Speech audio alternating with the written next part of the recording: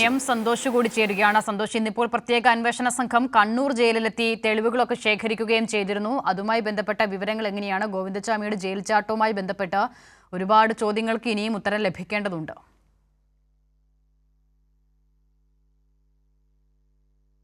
അസിത, ഈ കേസ് അന്വേഷിക്കുന്ന കണ്ണൂർ ടൗൺ പോലീസാണ്. ടൗൺ SHO ശ്രീജിത്ത് കൊടേരിയുടെ നേതൃത്വത്തിലുള്ള അന്വേഷണ സംഘം അന്വേഷണം ഊർജിതമായി തന്നെ മുന്നോട്ട് കൊണ്ടുപോവുകയാണ്. ഈ കണ്ണൂർ ജയിലിൽ, സെൻട്രൽ ജയിലിലെത്തിയ അന്വേഷണ സംഘം ഇന്ന് കൂടുതൽ തെളിവുകൾ ശേഖരിച്ചു. അതോടൊപ്പം തന്നെ മഹസർ തയ്യാറാക്കുകയും ചെയ്തിട്ടുണ്ട്. പ്രധാനമായും ഈ ഗോവിന്ദച്ചാമി ഈ ജയിൽ ചാട്ടത്തിന് മറ്റാരുടെയും സഹായം ലഭിച്ചിട്ടില്ല എന്നുള്ളതാണ് പോലീസിന് നൽകിയ മൊഴി. പക്ഷേ ഈ മൊഴി പോലീസ് പൂർണ്ണമായും വിശ്വസിച്ചിട്ടില്ല. അതുകൊണ്ട് ഈ പഴുതടച്ചുള്ള അന്വേഷണം തന്നെയാണ് ഈ പോലീസ് ഇക്കാര്യത്തിൽ ഇപ്പോൾ നടത്തിക്കൊണ്ടിരിക്കുന്നത്. അതിൻ്റെ ഭാഗമായാണ് തെളിവെടുപ്പ് ഉൾപ്പെടെയുള്ള കാര്യങ്ങൾ ഇപ്പോഴും തുടരുന്നത് എന്നുള്ളത് തന്നെയാണ്. അതോടൊപ്പം തന്നെ ഈ റിമാൻഡ് റിപ്പോർട്ടിലുള്ള കൂടുതൽ വിവരങ്ങൾ കൂടി പുറത്തു വന്നിട്ടുണ്ട്. ഗോവിന്ദച്ചാമിയുടെ പദ്ധതി സംബന്ധിച്ച കൂടുതൽ വിവരങ്ങൾ കൂടി പുറത്തു വന്നിട്ടുണ്ട്. കണ്ണൂർ ജയിലിൽ നിന്നും, സെൻട്രൽ ജയിലിൽ നിന്നും ജയിൽ ചാടി നേരെ തമിഴ്നാട്ടിലേക്ക് ട്രെയിൻ മാർഗത്തിൽ കടന്നു കളയാനായിരുന്നു ഗോവിന്ദച്ചാമിയുടെ പദ്ധതി.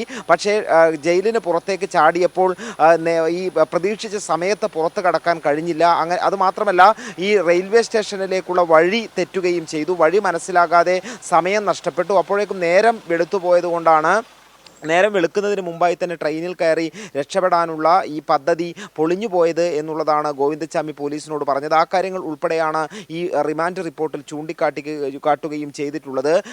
മാത്രമല്ല, ഈ ജയിലിൻ്റെ അഴികൾ മുറിക്കാൻ ഉപയോഗിച്ച ഈ ഒരു ആയുധം, അത് ജയിലിൽ നിന്ന് ലഭിച്ച ഒരു അരം ഉപയോഗിച്ചുകൊണ്ട്, മൂർച്ച കൂട്ടാൻ ഉപയോഗിക്കുന്ന അരം ഉപയോഗിച്ചുകൊണ്ട് സ്വന്തമായി ഉണ്ടാക്കിയതാണ് എന്നും ഗോവിന്ദച്ചാമി പറഞ്ഞു എന്നതുൾപ്പെടെയുള്ള കാര്യങ്ങളും റിമാൻഡ് റിപ്പോർട്ടിലുണ്ട്. ഏതായാലും രണ്ട് തരത്തിലുള്ള അന്വേഷണം ഇതുമായി ബന്ധപ്പെട്ട് ഇപ്പോൾ പുരോഗമിക്കുകയാണ്. ഒന്ന്, പോലീസ് നടത്തുന്ന ജയിൽ ചാട്ടവുമായി ബന്ധപ്പെട്ട അന്വേഷണം, കണ്ണൂർ ടൗൺ പോലീസ് രജിസ്റ്റർ ചെയ്ത FIRൽ നടക്കുന്ന അന്വേഷണമാണ്. മറ്റൊന്ന്, ജയിൽ വകുപ്പിൻ്റെ നേതൃത്വത്തിൽ നടക്കുന്ന അന്വേഷണമാണ്. ആ അന്വേഷണവും ഇപ്പോൾ പുരോഗമിക്കുന്നുണ്ട്.